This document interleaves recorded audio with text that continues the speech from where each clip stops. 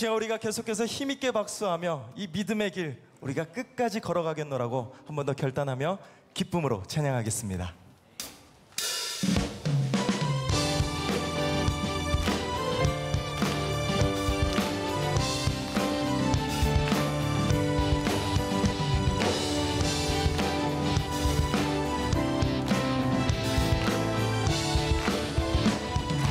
내가 매일 기쁘게 순례의 길 행함은 주의 팔이 나를 안보람이요. 내가 주의 극복을 가득 찾는 기간은 주의 영이 함께하니 성령이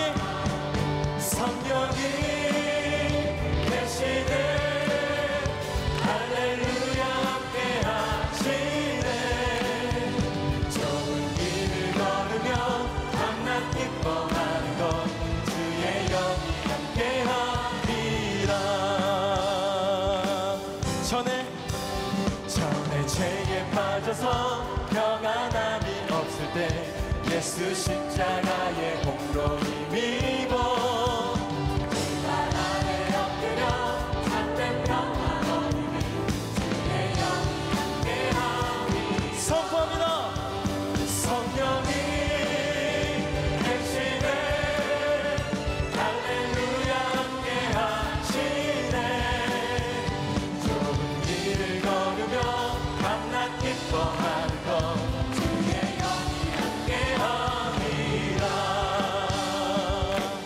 나와 동행하시고 모든 염려하시니 나는 숲의 새와 같이 이쁘다. 내가 기쁜 마음으로 주의 뜻을 행함은 주의 영이 함께하리라. 성령이 계시네. 할렐루야 함께하시네. 좁은 길을 걸으며 밤낮 기뻐하는 것 주의 영이 함께하리. 성령이 계시네. 성령이 계시네. 할렐루야 함께하시네. 좁은 길을 걸으며 밤낮 기뻐하는 것 주의 영이 함께하리. 우리 힘있게 박수합니다. 우리가 어디를 가든지 두려워하지 않을 것은 주께서 우리와 함께 하시기 때문입니다. 믿으십니까? 세상 모든 욕망과 나의 모든 정욕은 십자가에 이미 못을 박았네. 모든 밤이 지나고 무거운 짐 벗으니 주의 영이 함께하니. 성령이 계시네. 할렐루야 함께하시네. 좁은 길을 걸으며 밤낮 기뻐하는 것 주의 영이. 우리 한 번 더 찬양합니다. 성령이 계시네. 성령이 계시네. 할렐루야 함께하시네. 좁은 길을 걸으며 밤낮 기뻐하는 것 주의 영이 함께하니. 좁은 길을 걸으며 밤낮 기뻐하는 것 주의 영이 함께하리라.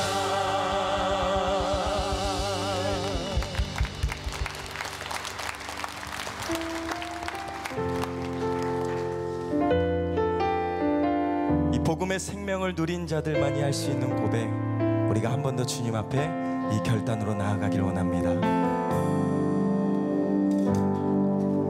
많은 이들 말하고 많은 이들 노래는 하지만 저 혼자 가진 않는 길 두려운 생각보다 많이 힘들고 험한 길보다 그저 말로만 가려기에 점점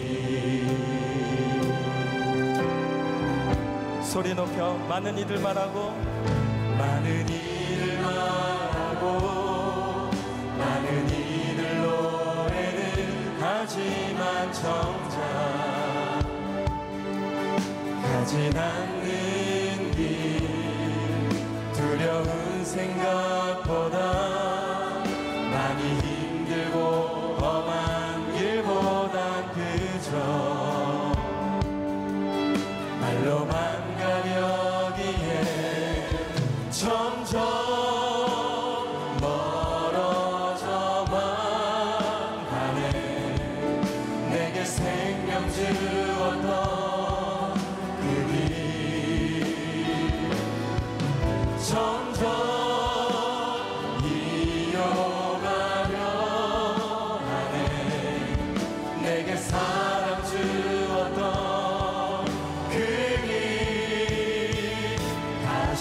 복음 앞에 내 영혼 서네. 주님 만나 그때 나 다시 돌아가 주님께 예배 드리며 다시 십자가의 길 걸으리. 다시 복음 앞에 복음 앞에 내 영혼 서네. 주님 만나 그때 나 다시 돌아가 주님께 예배 드리며 다시 십자가의 길 결단합니다. 다시 복음 앞에 복음 앞에 내 영혼 서네. 주님 만나 그때 나 다시 돌아가 주님께 예배 드리며 다시 십자가에 우리가 믿음의 손을 들고 다시 복음 앞에 다시 복음 앞에 내 영혼 서네. 주님 만나 그때 나 다시 돌아가 주님께 예배 드리며 다시 십자가의 길 주께서 주신 모든 은혜 주께서 주신 모든 나는 말할 수 없네. 내 영혼 즐거이 주 따르렵니다.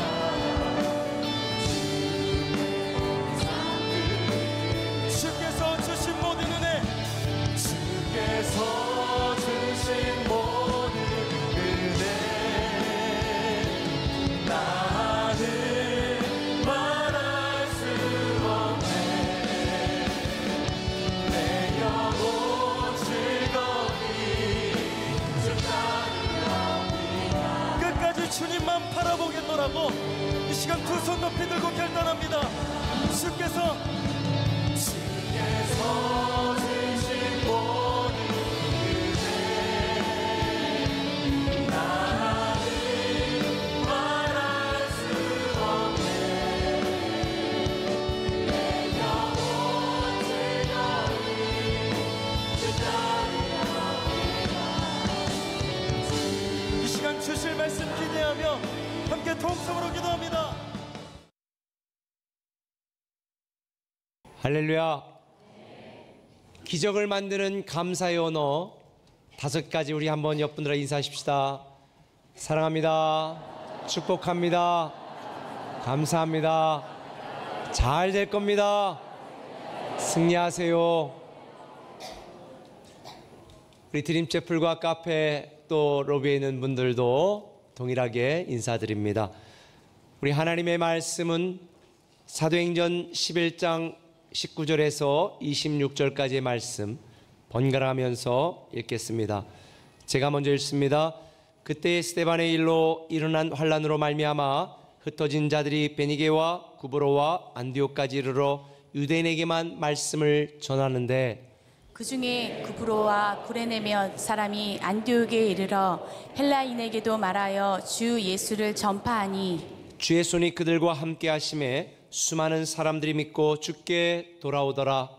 예루살렘 교회가 이 사람들의 소문을 듣고 바나바를 안디옥까지 보내니 그가 이르러 하나님의 은혜를 보고 기뻐하여 모든 사람에게 굳건한 마음으로 주와 함께 머물러 있으라 권하니 바나바는 착한 사람이요 성령과 믿음이 충만한 사람이라. 이에 큰 무리가 주께 더하여 지더라.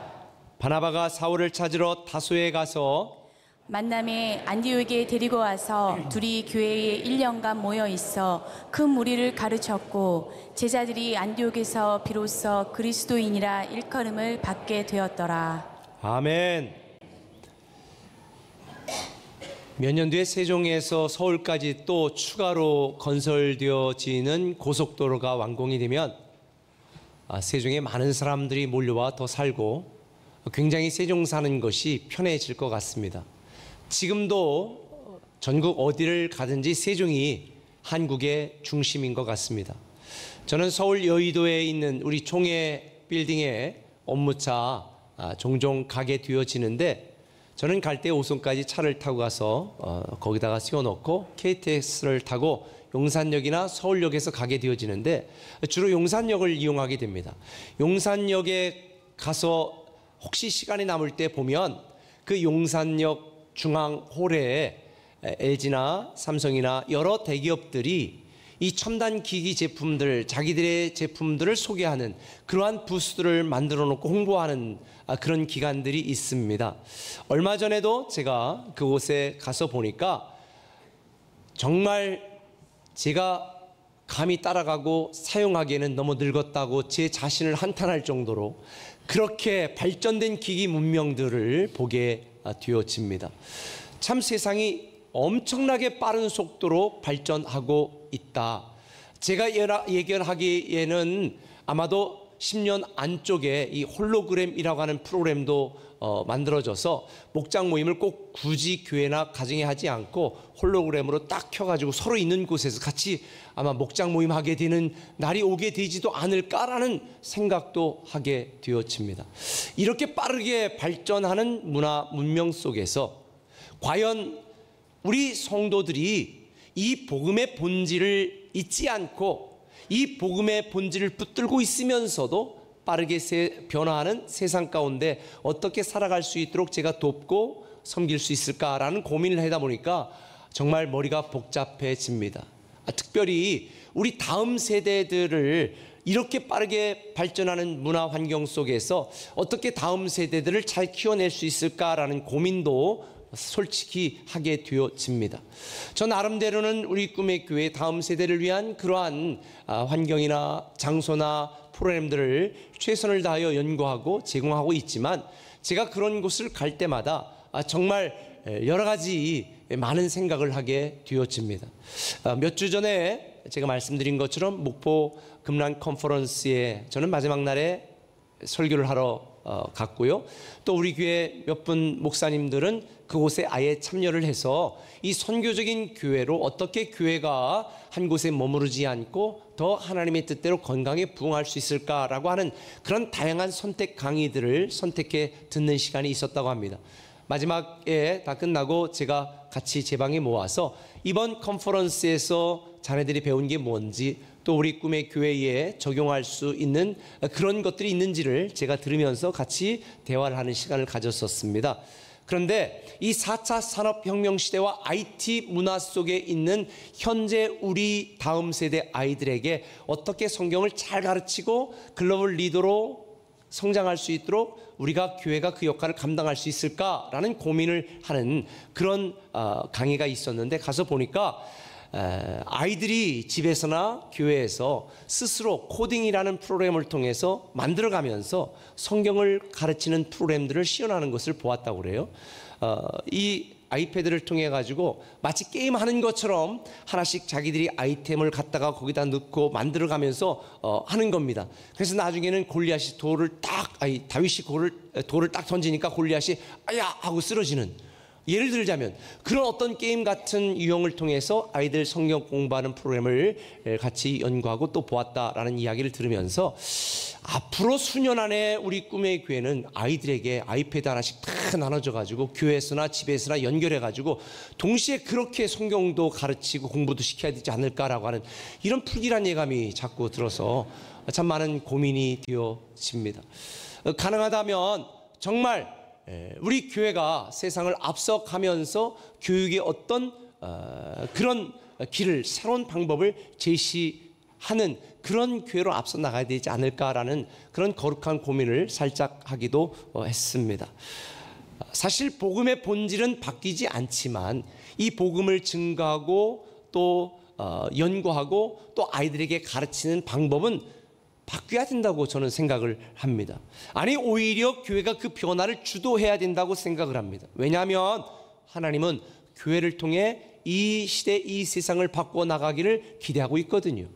제가 22년 전에 공주에 처음 부임했을 때에 교회학교 찬양 시간에 어떻게 한지 아십니까?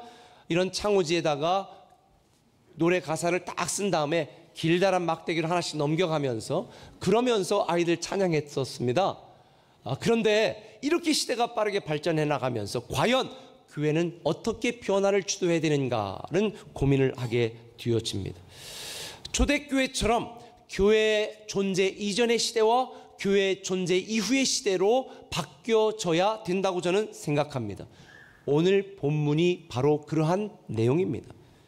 단지 유대인을 위한 복음이었던 이 복음이 온 세상 모든 민족을 위한 복음으로 확산되어지는 계기가 된 스토리가 오늘 저와 여러분이 읽었던 짧은 본문 안에 담긴 내용입니다. 오늘 본문 사건 전까지는 예루살렘 교회를 중심으로 한 유대인들만을 위한 복음이었고 유대인들만을 위한 교회였습니다. 그런데 이제는 안디옥 교회를 중심으로 한 온 세상을 향하고 모든 민족을 위한 교회로 대변화와 탈바꿈을 하게 되는 것입니다. 스데반의 죽음으로 인하여 각 지역 전 세계로 흩어졌던 사람들로부터 시작된 이 안디옥 교회, 이 안디옥 교회를 통해서 온 세상에 복음이 증거되게 된 것입니다. 그런데 이 놀라운 스토리와 역사의 중심이 되는 사람들이 있었습니다. 본문에는 그 사람들의 이름이 뭐였는지, 그 사람들이 직업이 뭐였는지 전혀 소개하지 않습니다. 그저 단지 몇 사람이라고만 소개됩니다. 그런데 그 몇 사람이 세상을 바꾸었습니다. 모든 민족을 위한 교회로 변화를 시켰습니다. 저는 본문을 묵상하면서 이런 생각을 합니다. 하나님은 아무런 의욕이 없는 다수를 통해 새로운 일을 만들어 가시는 것이 아니라 하나님 나라에 대한 비전과 교회와 복음에 대한 열정 있는 몇 사람을 통해서 하나님의 일을 이루어 가신다는 것을 저는 보게 되어집니다. 시대를 깨우는 일부가 잠자는 전부를 깨웁니다. 마틴 루터 킹의 말처럼 거의 언제나 헌신하는 창조적인 소수에 의하여 더 나은 세상, 새로운 세상을 만들어 가기 때문입니다. 저는 우리 꿈의 교회 성도들, 여러분들이 우리 교회 안에서와 여러분이 살고 있는 집에서와 여러분이 생활하는 직장과 사업장에서 세상을 바꾸고 더 나은 세상을 만드는 정말 복음의 새로운 일을 감당하는 창조적인 소수의 몇 사람이 되기를 예수님의 이름으로 축원합니다. 사람을 살리는 몇 사람, 세상에서 존경받는 몇 사람, 여러분이 처한 곳에서 복음의 영향력을 끼치는 몇 사람, 이게 바로 저와 여러분이 오늘 들어야 될 말씀의 내용입니다. 그 첫 번째는 이것입니다. 복음의 축복을 나누는 몇 사람이 되자는 것입니다. 한번 따라합시다. 복음의 축복을 나누는 몇 사람이 되자. 20절을 같이 읽겠습니다. 그 중에 구브로와 구레네 몇 사람이 안디옥에 이르러 헬라인에게도 말하여 주 예수를 전파하니. 다시 말씀을 드리면 스데반이 순교했습니다. 스데반이 순교한 사건 이후에 모든 성도들이 전 세계로 흩어졌습니다. 핍박을 피해서. 그런데요, 놀라운 일이 생겼습니다. 핍박을 피해 도망간 그곳에서 부활의 증인으로 복음을 나누는 사람들이 된 것입니다. 이 복음을 나누는 사람들 때문에 수많은 사람들이 복음을 듣게 되었습니다. 그런데 오늘 본문에 보면 19절과 20절 사이에 놀라운 세상을 바꾸는 이야기가 소개됩니다. 다시 한번 읽어보겠습니다. 주목해서 읽어보세요. 뭐가 다른지. 19절 시작. 이번에 일로 일어난 환난으로 말미암아 흩어진 자들이 안디옥까지 이르러 유대인에게만 말씀을 전하는데. 누구에게만? 유대인에게만 말씀을 전했습니다. 그런데 20절에 바로 어떻게 무슨 말이 등장합니까?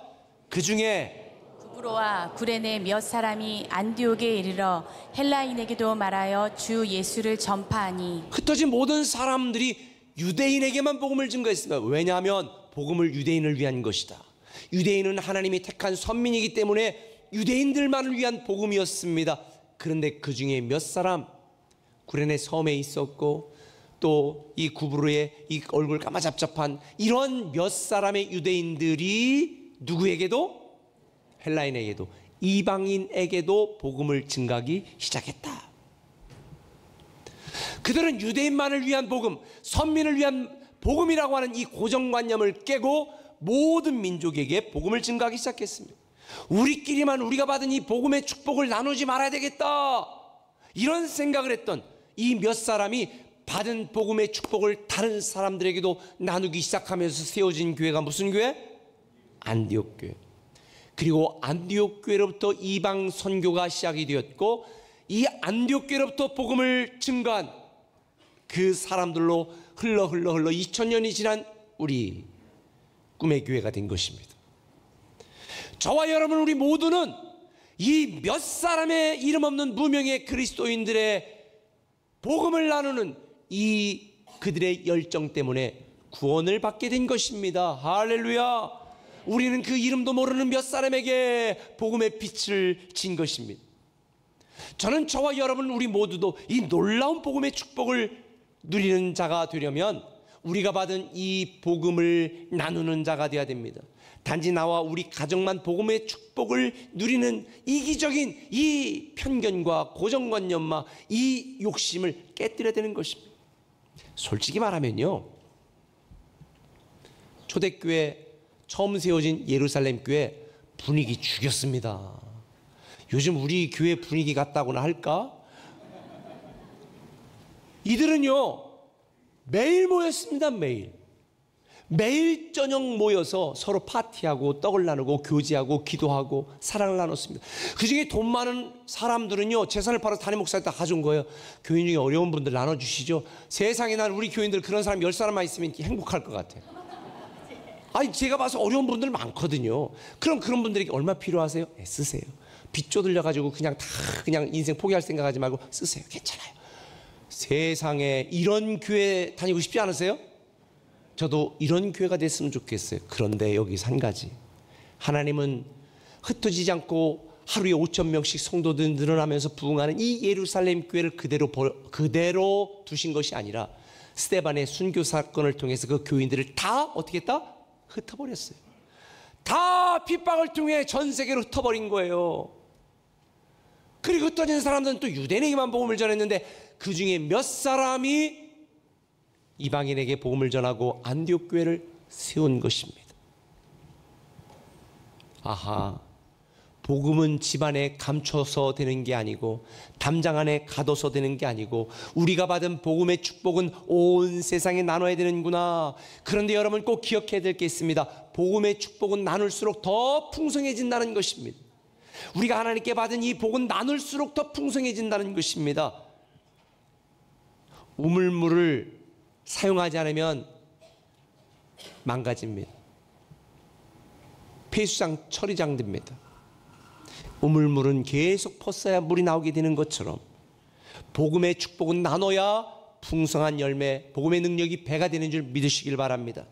우리 꿈의 교회가 멀티교회가 되기를 추구하며 복음의 축복을 나누는 교회가 되기 위하여 어떤 사람들이 무슨 말을 하든 간에 우리가 교회를 세우고 더 복음을 나누는 교회가 되기를 힘쓰는 이유, 교파를 초월하여 선교사들을 후원하고 많은 미자리 교회를 도우려고 애쓰는 이유, 그것은 바로 우리가 받은 복음의 축복을 나누기 위함이고, 이런 복음의 축복을 나누는 그 결과로 오늘 보면 21절에 보니까 이렇게 되어 있습니다. 주의 손이 그들과 함께 하심에 수많은 사람들이 믿고 주께 돌아오더라. 꿈의 교회가 왜 부흥하는 줄 아십니까? 복음의 축복을 나누는 교회가 되려고 애쓰기 때문입니다. 사랑하는 꿈의 교회 성도 여러분, 저는 여러분들이 복음의 축복을 나누는 몇 사람의 그리스도인이 되었으면 좋겠습니다. 하루를 힘들어하며 낙심하고 실망하는 사람이 얼마나 많습니까? 그런 사람들에게 희망의 복음을 나누는 몇 사람이 되었으면 좋겠습니다.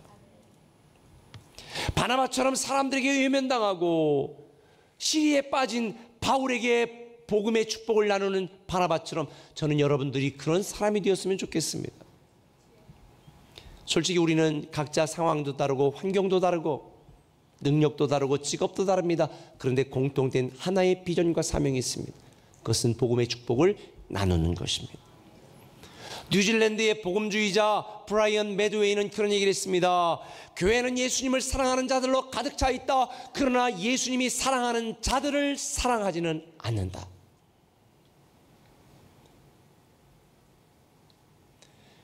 교회 안에 예수님을 사랑하는 자들은 많습니다. 근데 예수님이 사랑하는 사람들을 사랑하는 자는 찾기 힘듭니다. 복음의 축복을 바나바가 바울에게 나눠 바울을 교회 안으로 끌어들이지 않았더라면 복음이 이렇게 빠르게 확산될 수 있을까요? 아마도 이 바울은 스데반을 죽인 살인자라는 그 죄책감과 부담감으로 막 평생 괴로워하며 자기 혼자 예수 믿고 구원받는 인간으로 끝났을지도 모릅니다. 그런데 바나바 한 사람이 복음의 축복을 나눴기 때문에 바울을 통해 위대한 일이 일어난 것처럼 유대인에게만 복음을 전했던 수많은 사람들과는 다르게 이방인에게도 복음을 나누었던 몇 사람 때문에 저와 여러분 우리까지 하나님을 알게 된 것처럼 저는 이 놀라운 귀한 하나님의 축복을 저와 여러분 우리 모두가 누렸으면 좋겠습니다. 소돔과 고모라는요 의인 10명이 없어 망했습니다. 예루살렘 성은 예레미야 5장 1절에 보니까 이렇게 한탄하잖아요. 누가 이 예루살렘 성을 무너지지 않도록 막아설 한 사람이 어디 있느냐. 예루살렘 성은 예루살렘 성을 무너지지 않도록 막아설 한 사람이 없어서 망했습니다. 오늘날 교회가 비난을 받습니다. 왜 비난을 받을까요? 우리가 받은 복음의 축복을 나누지 않기 때문입니다. 그저 이 복음의 축복을 이기적인 욕심으로 만들어 내 가정, 내 인생, 내 승진 여기에만 목숨을 겁니다. 우리는 복음의 축복을 나누는 이 귀한 몇 사람이 되어야 될 줄 믿습니다. 뿐만 아닙니다. 우리가 해야 될 두 번째 일이 있습니다. 복음의 특권을 누리는 몇 사람이 되자는 것입니다. 한번 따라합시다. 복음의 특권을 누리는 몇 사람이 되자. 본문 26절을 같이 한번 읽겠습니다. 만남에 안디옥에 데리고 와서 둘이 교회에 1년간 모여 있어 큰 무리를 가르쳤고 제자들이 안디옥에서 비로소 그리스도인이라 일컬음을 받게 되었더라. 그리스도인이라는 말이 기독교 역사상 처음으로 생겨난 곳이 어디냐면 안디옥 교회잖아요. 안디옥 교회 교인들을 보면서 그 주변에 있는 도시에 있는 세상 사람들이 뭐라고 얘기했냐면 아이고 저들은 그리스도인이야. 이 그리스도인이라는 뜻은요, 그리스도에게 속한 사람, 그리스도와 같은 사람, 그리스도를 따르는 사람, 이런 의미입니다. 그리스도에 속한 사람이야. 그런데 이게 뭐 문자상으로는 굉장히 좋은 말인데요, 당시 이들은 이거를 조롱하는 말로 사용했습니다. 쉽게 말하면 이겁니다. 아이고 저 그리스도인쟁이들, 그리스도인쟁이들. 이게 그들이 받았던 겁니다. 그런데요, 그리스도인쟁이라고 그들이 놀림을 받고 조롱을 받고 핍박을 당하고 박해를 당했던 정작 안디옥의 그리스도인들은요, 이게 복음의 특권이라는 것을 알았어요. 우리가 복음을 위하여 이 고난과 조롱을 당하는 것이 하나님 나라에는 놀라운 상급으로 쓰임받는 복음의 특권이라는 걸 알았기 때문에 그들은 이 복음의 특권을 누리는 일에 절대로 양보하지 않았던 것입니다. 그리스도인이라는 말은 세상에 살지만 세상에 속하지 않고 예수 그리스도에게 속한 자요, 그리스도인은 이 땅에 살지만 이 땅에 연연하지 않으며 살아가는 그리스도에 속한 사람이, 세상과 같지 아니하는 사람이 그리스도인이라는 거예요. 사실 그리스도인이 그리스도인이라고 칭함을 받아야 잘 사는 것입니다. 우리 꿈의 교회 목표를 제가 여러분들에게 공개할게요. 믿지 않는 사람들을 예수님의 제자가 되게 하는 게 첫 번째입니다. 제자는 실력이 없든 능력이 없든 따르기 싫어하든 그저 따르는 사람을 제자라고 말합니다. 그런데 오늘날 교회 안에 예수님을 따르는 무늬만 그리스도인인 제자들은 많습니다. 그런데 제 목표는요, 제자를 그리스도인이 되게 만드는 것입니다. 단지 예수를 따르는 제자가 아니라 그리스도에게 속한 사람, 그리스도처럼 살아가는 사람, 그리스도인쟁이라고 불리는 것을 복음의 특권으로 여기는 그런 사람으로 만드는 것이 꿈의 교회 목표입니다. 이 목표가 부적절해 보이면 그냥 아무 소리 안 하고 따르기만 하는 제자에 남아 있어도 되지만, 그런데 주님은요 이렇게 말합니다. 그리스도의 장성한 분량에 이르도록 성장하는 그리스도인이 되라. 우리가 당하는, 그리스도인이기 때문에 당하는 불리과 그리스도인이기 때문에 당하는 핍박과 조롱은 하나님 나라에 쌓아두는 우리의 상급인 줄 믿으시면 아멘. 그리스도인에게는 두 가지 특권이 있습니다. 첫 번째, 빌립보서 1장 29절 쉬운 성경을 읽어보겠습니다. 같이 읽습니다. 하나님께서는 여러분에게 그리스도를 믿는 특권뿐만 아니라 그리스도를 위해 고난받는 특권도 주셨습니다. 이 두 가지 모두 하나님께는 영광이 되는 것입니다. 첫 번째 특권은 하나님의 자녀가 되는 특권입니다. 복음의 축복을 받은 특권입니다. 하나님의 자녀가 되는 권세를 가졌습니다. 그런데 두 번째는 그리스도를 위하여 당하는 고난, 이것이 특권입니다. 여러분들 중에 내가 교인이기 때문에 불이익을 당한다면 기쁘게 여기시기를 바랍니다. 세상 사람들은 아마 이럴 거예요. 야, 너 교회 다니는데 왜 이렇게 욕심 많아? 이번 승진 나한테 양보하지. 넌 교회 다니는데 왜 이렇게 깎아주지도 않아? 좀 확 좀 깎아주지. 아마도 예수 믿는다는 이유로 많은 불편한 일들이 있을 것입니다. 그런데 꼭 기억하세요. 복음의 특권입니다. 하나님 나라에 예수 그리스도 때문에 당하는 고난은 하나님께 영광이 되고 우리가 누릴 수 있는 복음의 특권인 줄 믿으시면 아멘. 저는 여러분들이 하나님께 더 많이 드릴 수 있는 이 복음의 특권을 사용하시기를 바랍니다. 하나님을 위해 더 많이 사용할 수 있는 복음의 특권을 누리셨으면 좋겠습니다. 실력이 많거나 돈이 많거나 능력이 있다고 멋진 사람이 아닙니다. 하나님이 우리에게 주신 이 모든 것을 하나님이 사용하시도록 하나님께 사용받기를 기대하는 사람이 바로 진정한 그리스도인입니다. 필요하다면 하나님을 위해 기꺼이 희생할 수도 있는 이 복음의 특권을 누릴 때에 여러분에게 이것이 위대한 상급이 되고 자랑스럽고 영광스러운 명예가 될 줄 믿습니다. 천지를 창조하신 전능하신 하나님을 섬기는 것은 우리의 많이 누릴 수 있는 복음의 특권입니다.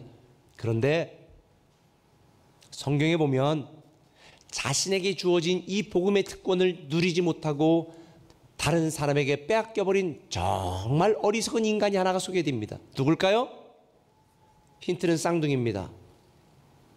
그래도 모르시겠어요? 몸에 털이 많습니다. 에서입니다.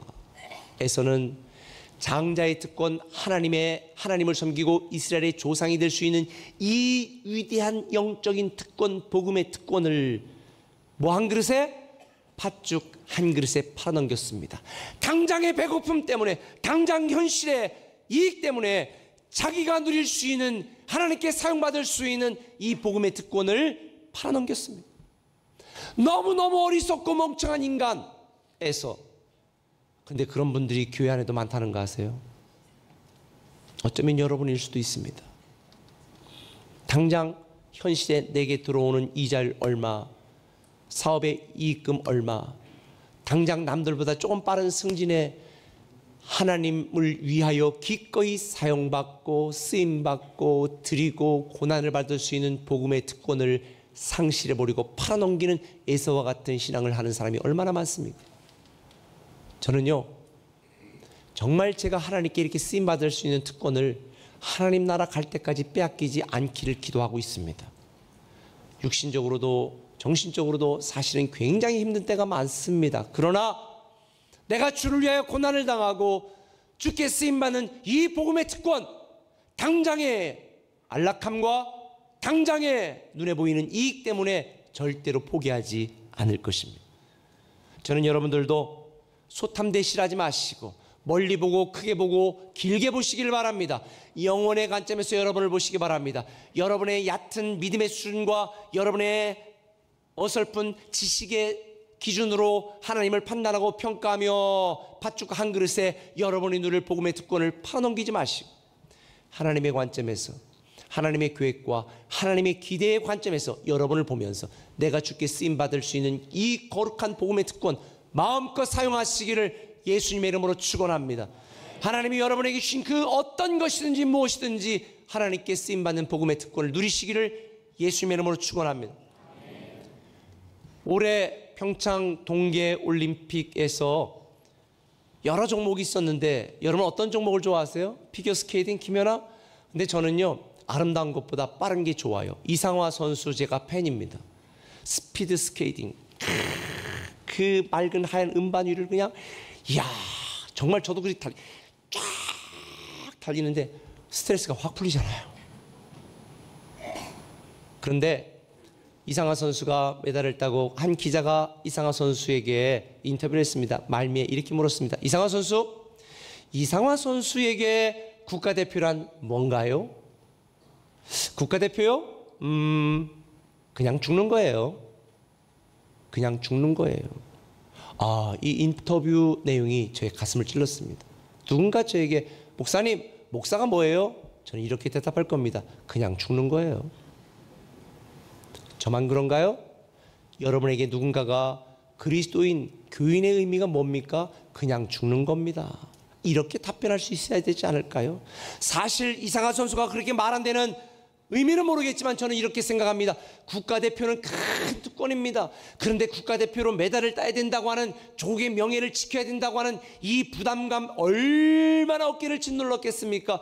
그리고 국가대표로 메달을 따야 된다는 그 훈련 과정 속의 고난과 고통이 얼마나 깊었겠습니까? 그리고 메달을 땄습니다. 그런데 그가 국가대표로서 국위를 선양하고 국민들의 자랑이 된 그 이후 이상화 선수에게는 어떤 열매가 있었을까요? 연금부터 시작해서 메달부터 시작해서 물질적인 특권부터 시작해서 온갖 혜택과 특전이 그 이상화 선수에게 되돌아가지 않았습니까? 아하, 우리는 그리스도인으로 살아가는 것, 주를 위해 죽는 것이다. 그런데 주를 위해 죽는 이 복음의 특권을 누리는 이 영광스러운 우리의 삶의 결단을 통하여 사실은 그것이 우리의 명예, 우리의 이익, 우리의 영광이 되는 일이라는 걸 깨닫게 되어집니다. 지난번 설교에서 말씀드린 것처럼 구별된다, 우리 그리스도인은 구별된 존재다라는 말은 예약석이라는 말로 표현했습니다. 예약된 존재다. 여러분 이거 아세요? 하나님은 여러분의 인생을 사용하시려고 예약하신 겁니다. 제발 나타나 주시기 바랍니다. 하나님은 여러분의 자녀들을 글로벌 리더로 사용하려고 예약하셨습니다. 욕하지 마시기 바랍니다. 혼내키지 마시기 바랍니다. 비난하지 마시기 바랍니다. 하나님이 글로벌 리더로 쓰려고 예약해놨어요. 칭찬해주고 격려해주고 여러분의 시간과 에너지를 들여 잘 키우시길 바랍니다. 여러분 노후 대책으로 교육시키지 마시고, 하나님은 저와 여러분이 가진 은사, 시간, 능력, 물질까지 다 예약해 놓으셨습니다. 복음의 특권을 위해 사용하거라. 할렐루야. 이 복음의 특권을 위하여 우리가 죽기까지 사용받을 수 있는 이 특권을 팥죽 한 그릇에 팔아넘기지 말기를 부탁합니다. 여러분 하나님께 사랑받게 태어난 존재, 전능하신 하나님께 쓰임받기 위하여 예약된 존재, 이 놀라운 복음의 특권 마음껏 누리시기를 예수님의 이름으로 축원합니다. 복음의 축복을 받고도 복음의 축복을 나누지 않고, 복음의 특권을 받고도 복음의 특권을 누리지 못하는 어리석은 다수가 되는 것이 아니라 세상을 바꾸는 헌신적인 소수 몇 사람, 이름은 소개되지 않았지만 인류 역사를 바꾼, 교회의 역사를 바꾼 소수의 몇 사람의 그리스도인이 저와 여러분 우리 꿈의 교회가 되기를 예수님의 이름으로 축원합니다.